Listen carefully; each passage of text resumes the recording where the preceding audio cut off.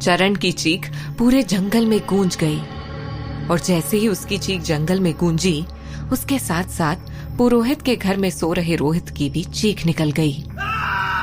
रोहित चीखता हुआ उठ गया और चारों तरफ देखने लगा। उसने देखा कि वो पुरोहित के घर में अपने बिस्तर पर था।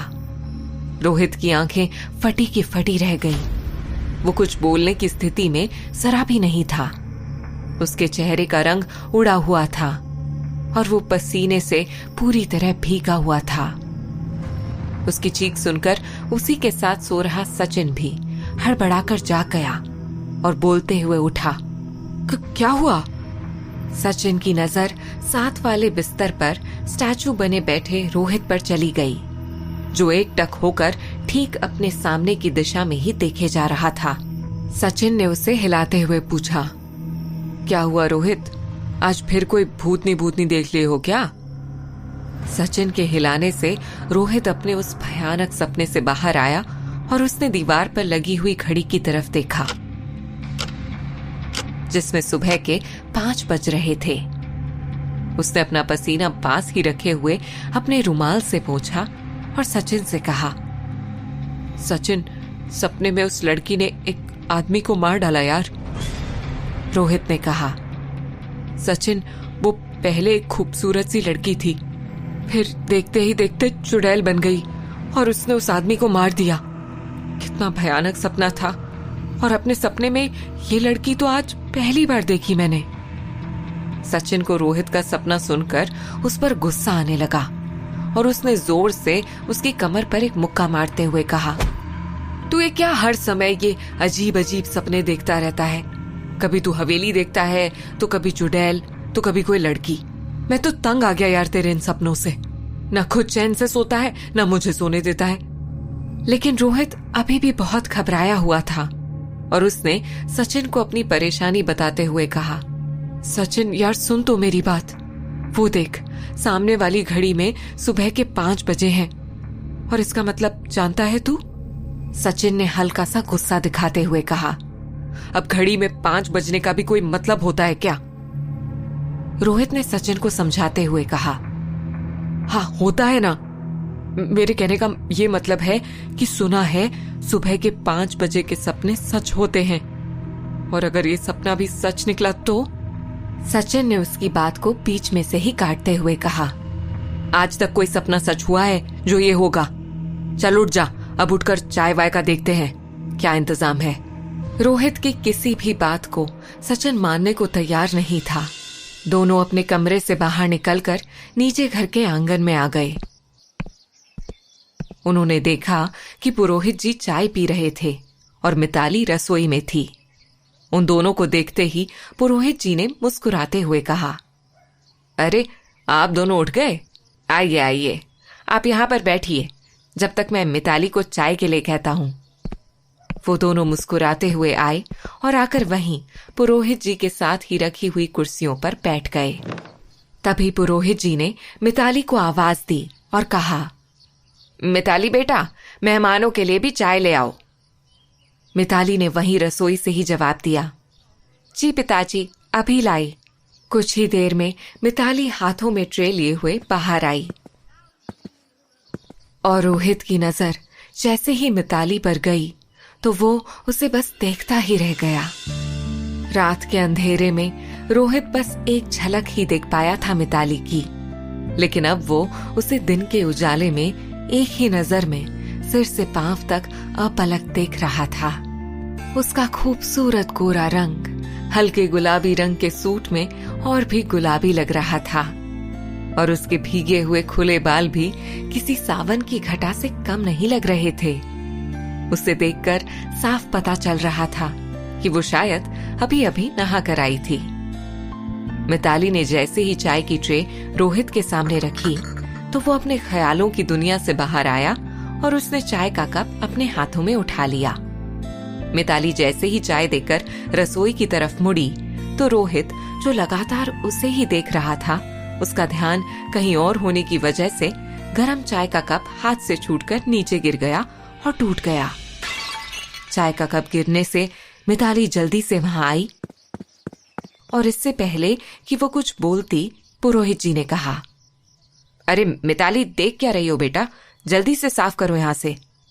मिताली ने देखा कि कप टूट गया है और चाय चारों तरफ बिखर गई है, इसलिए उसे थोड़ा गुस्सा आ गया और वो सब कुछ समेटने के लिए आगे आई और उसने फिर खुद से ही बड़बड़ाते हुए कहा, पिताजी भी पता नहीं किस किस को उठा लाते हैं घर में, जिन्हें चाय तक भी पीनी नहीं आती। पुरोहित जी ने मिताली से एक बार और कहा, अब बड़बड़ाती ही रहोगी या दोबारा से चाय भी लाकर दोगी? अपने पिता की डांट सुनकर वो जल्दी से टूटे हुए कप के टुकड़े समेटकर दोबारा से रसोई की तरफ चली गई।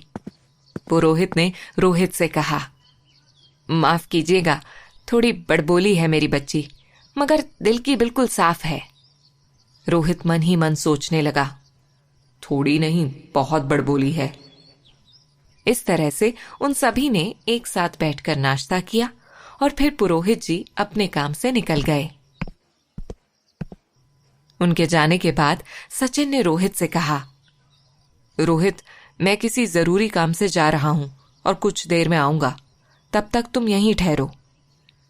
सचिन के जाने के बाद रोहित आराम से अपने बिस्तर पर आंखें बंद करके लेट गया और अपने रात वाले सपने के बारे में सोचने लगा। उसके दिमाग में लगातार अभी तक हो रही हर घटना घूमने लगी और वो आंखें बंद किए सब कुछ समझने की कोशिश करने लगा। एक बार फिर उसका दिमाग ये सब सोचता हुआ उन्हीं सपनों की दुनिया में पहुंच गया। उसे बार बार वो ही सब दिखाई देने लगा और उसने घबराकर अपनी आंखें खोल ली। रोहित के दिल की धड़कनें ये सब सोचते सोचते इतनी तेज चलने लगी कि उसे अपनी धड़कनें आसानी से सुनाई दे रही थीं। रोहित बेचैन होकर अपने कमरे से निकला और सीढ़ियों से नीचे उतरने लगा। तभी अचानक उसने देखा कि वो जिन सीढ़ियों से उतर रहा है वो पुरोहित के घर की सीढ़ियां नहीं है, बल्कि किसी बहुत पुराने घर की सीढ़ियां हैं। सीढ़ियों के नीले रंग को देखकर रोहित को अजीब सा लग रहा था। तभी उसे सीढ़ियों पर किसी के आने की आहट मिली तो वो नीचे उतरते हुए देखने लगा। सामने से करीब 22-23 साल की कोई लड़की आ रही थी, जिसने बनारसी साड़ी पहनी हुई थी और हल्का सा घूंघट लिया हुआ था, जिसके कारण रोहित को उसकी शक्ल अच्छी तरह से नहीं दिख पा रही थी। वो लड़की धीरे धीरे सीढ़ियां चढ़ते हुए ऊपर की ओर आ रही थी। उसके हाथों में धूपदानी थी, जिससे निकलते हुए धुएं को वो अपने हाथ से चारों तरफ फैला रही थी। उस लड़की को देख ऐसा लग रहा था जैसे कि वो किसी हवेली में रहने वाली रौबदार रईस औरत हो। तभी धूपदानी से आग की एक चिंगारी निकली और उस लड़की के साड़ी में जा लगी और देखते ही देखते उसकी साड़ी जलने लगी। रोहित ने जैसे ही ये देखा वो पूरी तरह से घबरा गया और वो तेजी से उस लड़की की ओर आया और उसकी साड़ी में लगी आग को अपने हाथ से बुझाने लगा। वो लगातार अपने हाथ से ही उस लड़की के शरीर पर उस जलती हुई साड़ी को बचाने की कोशिश कर रहा था और साथ ही उस लड़की को पकड़े भी हुआ था। तभी किसी ने रोहित को जोर से धक्का दिया तो वो सीढ़ियों से नीचे गिरते गिरते बचा। उसी वक्त रोहित के कानों में मिताली की आवाज आई, जो गुस्से से कह रही थी, हिम्मत कैसे हुई तुम्हारी मुझे हाथ लगाने की? समझते क्या हो खुद को? ऐसे अकेली लड़की देखकर उसके साथ बदतमीजी कर रहे हो। रोहित जैसे मिताली के गुस्से के कारण अपने होश में आया और वो ये देखकर चौंक गया कि वो वापस पुरोहित के घर पर ही खड़ा है और वो पुरोहित के घर की सीढ़ियां थी, लेकिन सामने कोई औरत नहीं थी बल्कि मिताली खड़ी थी। रोहित हैरानी से उसे देख रहा था। उसने लड़खड़ाती जुबान में कहा, मैं वो यहाँ भी कोई और ही था। मैं उसे आग से बचाने की कोशिश कर रहा था। तुम नहीं थी यहाँ। मेरा कोई गलत इरादा नहीं था, सच में। अभी वो ये सब बोल ही रहा था कि वहां पर सचिन आ गया और सारी सिचुएशन समझकर रोहित का बचाव करते हुए मिताली से कहा, देखिए मिताली जी, मेरे दोस्त का कोई भी गलत इरादा नहीं था। वो बस कुछ दिनों से परेशान चल रहा है। मैं इसकी तरफ से माफी मांगता हूँ। आप ये बात अब यहीं खत्म कर दीजिए। मिताली ने सचिन से गुस्से में कहा। लेकर जाइए अपने इस पागल दोस्त को और इसे आराम करने को कहिए। सचिन ने रोहित का हाथ पकड़ा और उसे खींचता हुआ ऊपर के कमरे में ले गया और वहां उसे पानी पीने को देते हुए कहा, यार ये क्या ड्रामा था। लेकिन रोहित ने कुछ नहीं कहा और वो खामोशी से बैठा रहा। सचिन भी अब बात को न बढ़ाते हुए रोहित के पास बैठ गया और आई कार्ड उसकी तरफ बढ़ाते हुए कहा, ये ले मेरे भाई, काम हो गया। रोहित, जो अभी तक अपने ही ख्यालों में खोया हुआ था, उसने चौंक कर सचिन की तरफ देखा और आई कार्ड लेकर ध्यान से देखते हुए पूछा, ये कौन से कार्ड ले आया यार? सचिन ने एक्साइटेड होते हुए बताया, अरे यार अब कोई टेंशन नहीं है। मैंने हम दोनों के लिए पुरातत्व विभाग के 2 फर्जी आई कार्ड बनवा लिए हैं। रोहित ने उसकी बात बीच में ही काटते हुए पूछा, तो इसका हम क्या करेंगे? सचिन ने उसे समझाते हुए कहा, देख यार, यहाँ वो जो पुराना मंदिर है वहां पर पुरातत्व विभाग की तरफ से खुदाई का काम चल रहा है, तो थोड़े दिन हम भी वहीं काम करने का दिखावा करेंगे और फिर मौका मिलते ही अपना मूर्ति सफाई का काम पूरा कर देंगे। बोल, कैसा लगा मेरा आइडिया? रोहित को भी सचिन का प्लान बहुत पसंद आया और फिर दोनों ने एक दूसरे को हाई फाइव दिया। उसके बाद दोनों ने एक साथ बैठकर खाना खाया और सचिन अपने कमरे में सोने के लिए चला गया और रोहित पुरोहित जी के साथ नीचे बैठकर बातें करने लगा। तभी अचानक से बाहर शोर होने लगा। रोहित और पुरोहित जी दोनों तेजी से उठकर घर के बाहर की तरफ गए और उन्होंने देखा कि गांव के काफी लोग खेतों की तरफ जा रहे थे। उन्हें ऐसे जाते देखकर ये दोनों भी साथ हो लिए। उन्होंने देखा कि कुछ गांव के लोग जंगल से एक लाश लेकर आ रहे थे और वहां काफी भीड़ जमा थी। उन लोगों ने लाश को लाकर वहीं जमीन पर रख दिया। सभी के चेहरे पर चिंता की लकीरें थीं और सब आपस में बातें कर रहे थे। तभी उसमें से एक आदमी ने उस लाश को ध्यान से देखा और कहा, अरे ये तो अपना चरण सिंह है। ये तो कल शहर गया था किसी काम से, फिर ये जंगल में कैसे पहुंच गया? तभी वहीं पास ही खड़े हुए एक अधेड़ उम्र के आदमी ने कहा, इसकी लाश को देखकर तो लगता है कि किसी जंगली जानवर ने इसका शिकार किया है। रोहित, जो बहुत देर से ये सब ध्यान से सुन रहा था और देख रहा था, उसने चिल्लाते हुए कहा, इसे कोई जंगली जानवर ने नहीं बल्कि उसी चुड़ैल ने मारा है जिसे मैंने अपने सपने में देखा था। सभी गांव वाले, जिनका ध्यान अभी तक लाश की तरफ था, रोहित ने जैसे ही चीखकर चुड़ैल का नाम लिया, सब उसकी तरफ ध्यान से देखने लगे। तभी उसमें से एक नवयुवक रोहित के पास आया और उसने रोहित से हैरान होते हुए पूछा, कौन है आप और ये कैसी अजीब बातें कर रहे हैं? क्या मतलब है चुड़ैल ने मारा है? रोहित के माथे से पसीने की बूंदें टपक रही थीं और वो एकटक बस चरण सिंह की लाश को ही देखे जा रहा था। उसका चेहरा डर और घबराहट की वजह से सफेद पड़ चुका था और रात का देखा हुआ सपना अभी भी उसकी आंखों के सामने ही घूम रहा था। तभी उस नवयुवक ने दोबारा उसे कंधे से हिलाते हुए पूछा, अरे भाई बोलते क्यों नहीं, कौन है आप और ये क्या अजीबोगरीब बातें कर रहे हो? ये चुड़ैल और भूतनी? रोहित ने घबराते हुए कहा, देखो मैं कोई मजाक नहीं कर रहा, यही सच्चाई है। इस चरण सिंह को किसी चुड़ैल ने ही मारा है, मैंने खुद अपनी आंखों से देखा है। तभी एक और आदमी आगे आया और उसने थोड़ा खींचते हुए रोहित से पूछा, अरे भाई तुमने उस चुड़ैल को चरण सिंह को मारते हुए देखा है क्या? रोहित ने उसे समझाते हुए कहा, हाँ मैंने ये सब कल रात ही अपने सपने में देखा था और देखो वही हुआ। उसकी बात सुनकर वहां पर खड़े हुए सभी लोग उस पर हंसने लगे और एक ने कहा, अभी ये कह रहा था कि इसने अपने आंखों से देखा, और अब ये कह रहा है कि सपने में देखा। अरे तुम ठीक भी हो या नहीं? कहीं तुम्हारा दिमाग तो खराब नहीं हो गया जो हमारे गांव के बारे में ऐसी अजीब अजीब बातें फैला रहे हो? पुरोहित ने देखा कि सभी गांव के लोगों को रोहित पर गुस्सा भी आ रहा है और कुछ उसका मजाक भी बना रहे हैं। इसलिए वो आगे आया और उसने रोहित का बचाव करते हुए कहा, जी ये परसों ही शहर से पुरातत्व विभाग से आए हैं। यहाँ मूर्तियों पर रिसर्च भी करेंगे और उनकी देखभाल भी करेंगे। लगता है इन्हें जरूर कोई गलतफहमी हो गई होगी। ये कहकर वो रोहित का हाथ पकड़कर भीड़ में से खींचते हुए घर ले गए।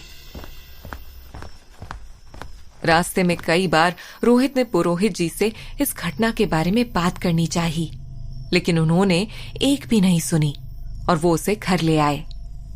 रोहित भी अब बहस नहीं करना चाहता था, इसलिए वो खामोशी से अपने कमरे में चला गया। उसका मन बहुत बेचैन हो रहा था। थोड़ी देर बाद अपने अशांत मन को शांत करने के लिए वो खेतों की तरफ टहलने निकल गया। शाम के 5 बज चुके थे और वो टहलता हुआ एक नदी के किनारे बैठ गया और अभी तक की सारी घटनाओं के बारे में सोचने लगा। वो यूं ही बैठा नदी में पत्थर मार रहा था, तभी उसे नदी के पानी में किसी लड़की का धुंधला सा चेहरा दिखाई दिया। उसने तुरंत मुड़कर अपने पीछे देखा, लेकिन उसे वहां कोई भी नहीं दिखाई दिया। एक पल के लिए उसे लगा कि शायद उसकी गलतफहमी होगी और यही सोचते हुए वो दोबारा नदी की तरफ देखने लगा। तभी उसे लगा जैसे किसी ने उसे आवाज दी हो, रोहित। रोहित चौंक कर उठा और चारों तरफ देखने लगा, लेकिन उसे वहां कोई भी नहीं दिखाई दिया। वो वापस जैसे ही नदी की ओर मुड़ा, उसे वहां पर एक लड़की बैठी हुई दिखाई दी, जिस जगह पर पहले वो खुद बैठा हुआ था। वो तेजी से उस लड़की को देखने के लिए उसके पास आया और जब उसने पास आकर उसे देखा तो वो कोई और नहीं बल्कि नित्या थी। वही नित्या जिसे उसने चिता पर जलते हुए देखा था। एक पल के लिए तो रोहित को अपनी आंखों पर भरोसा ही नहीं हुआ, लेकिन जब उसने दोबारा से पलकें झपका कर उसे देखा तो उसे समझ आया कि वो कोई और नहीं, नित्या ही थी और रोहित को देखकर मुस्कुरा रही थी। रोहित ने जब उसे देखा तो उसकी आंखों के सामने वो ही जलती हुई चिता और उस पर बैठी हुई वो लड़की आ गई और वो सब याद करते ही उसकी आंखों में खौफ उतर आया। उसे पिछली शाम का एक एक पल याद आने लगा और उसने कांपती हुई आवाज में नित्या से पूछा, तुम यहाँ कैसे आ सकती हो? तुम तो नित्या हो ना, और तुम ही कल उस जलती हुई चिता पर थी ना? रोहित की बात सुनकर वो लड़की खिलखिलाकर हंसने लगी और उसने रोहित का मजाक बनाते हुए कहा, अच्छा, अगर मैं चिता पर बैठी थी तो फिर बच कैसे गई और आज फिर आपके सामने कैसे बैठी हूं? रोहित को कुछ समझ नहीं आ रहा था कि उसके साथ क्या हो रहा है। उसने घबराते हुए उससे पूछा, यही तो मैं जानना चाहता हूं कि तुम यहाँ कैसे, और मान भी लो कि अगर तुम वो चिता वाली नहीं भी हो तो भी तुम कल अचानक से कैसे गायब हो गई? रोहित के सवाल को सुन उस लड़की के चेहरे पर एक गहरी मुस्कान आ गई। आखिर कौन है नित्या और क्यों नजर आ रही है वो रोहित को बार बार? क्या है रोहित के सपने का राज? जानने के लिए सुनते रहिए मंडोलिका, सिर्फ